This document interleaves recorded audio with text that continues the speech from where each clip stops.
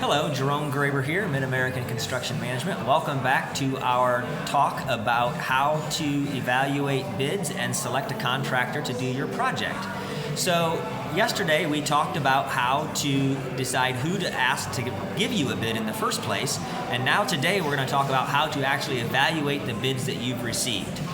One of the things that people are most prone to doing when they are evaluating bids is just to look at the number. And of course, the price is very important. You don't want to spend twice as much money on a project as what you need to, but you also don't want to make the mistake of just going with a low bid without actually evaluating the differences between the bids.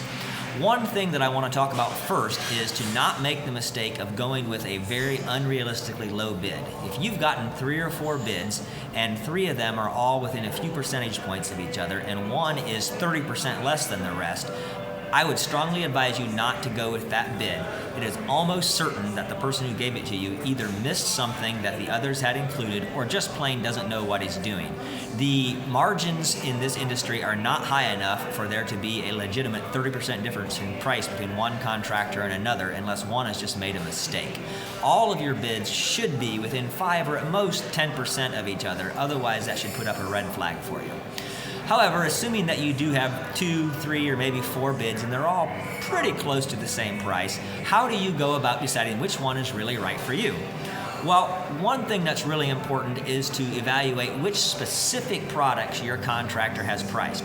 If one contractor has priced you linoleum flooring, say, for your room addition, and another has priced ceramic tile in your kitchen, of course that is going to impact the price, but it's going to impact the price because you're getting more value.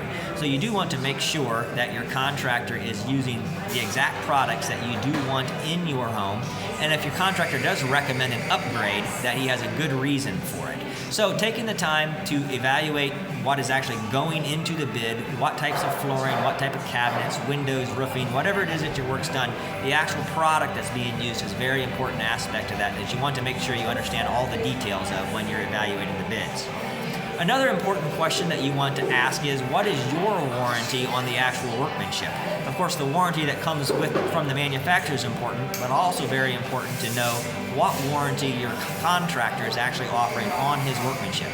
If one contractor is only offering you a 1-year warranty and another is offering you, say, for instance, a 4-year warranty like we do as standard on all of our work, that may be worth a little bit of extra money to you for the peace of mind of knowing if you have a problem 2 years from now that the project is still under warranty. So you do want to take the time to find out what exactly is going into this from the warranty point of view. Another important question to ask, how long will this job take?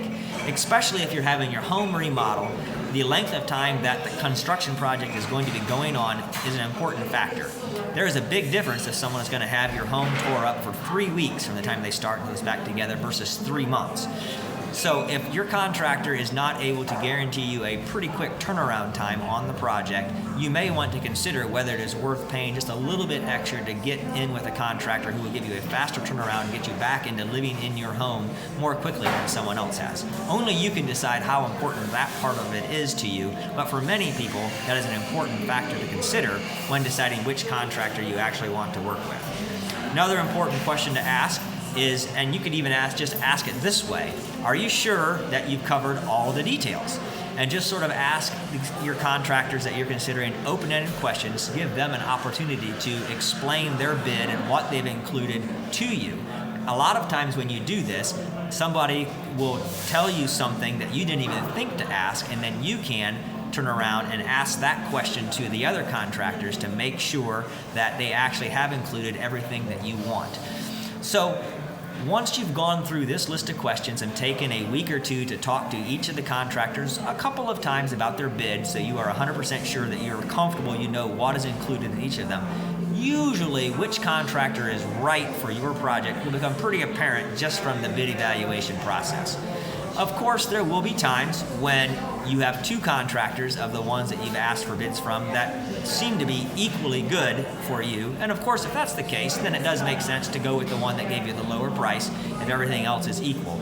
But most of the time, if you're selecting from contractors who've all given you bids within 5 to 10% of each other, the other factors that go into that will be more important than just the overall price if these things matter to you, which most of the time they do. So again, when you are ready to get your bid, we would love to talk to you about what it is you have in mind, see if we're right for you, and love the opportunity to earn your business when the time comes for your next project. Thank you.